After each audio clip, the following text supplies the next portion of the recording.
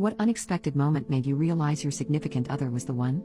I was kicked in the stomach by a horse, which ultimately made me poo everywhere.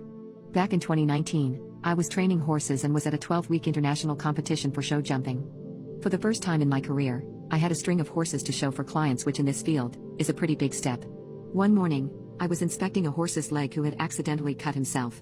While I was hunched over inspecting the wound, someone walked by and shook out a tarp, which scared the ever-living crap out of the horse. In his panic, he bolted forward and kicked out, catching me in the side and sending me flying.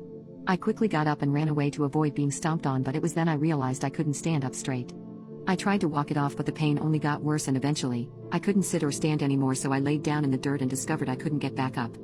I ended up taking an ambulance to the nearest hospital and learned the kick from the horse fractured 2 of my vertebrae, severely bruised my kidney, and tore many tendons and muscles in the area. I spent 8 days in the hospital as I was a fall risk and couldn't walk or really even move for that matter. The pain was so severe my team of doctors had me on numerous medications.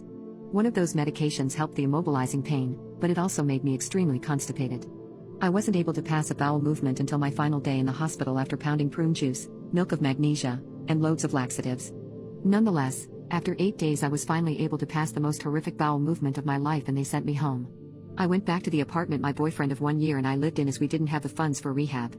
We also did not have the funds for an in-home nurse to help me, so my paramedic student boyfriend graciously stepped up and became my full-time caretaker. He kept track of my medications, assisted me when I needed to get up, rotated my heating pad and ice packs, etc. You name it, this sweet soul had it taken care of. Fast forward to day 7 of me being home, and I again had not passed another bowel movement. I was weaning off the pain meds at this point because I couldn't handle the constipation anymore.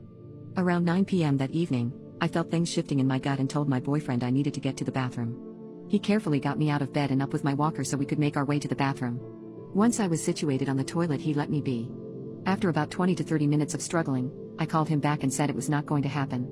My boyfriend lifted me onto my feet a little too quickly and I began to get dizzy. He saw me turning white and sat me back down on the toilet.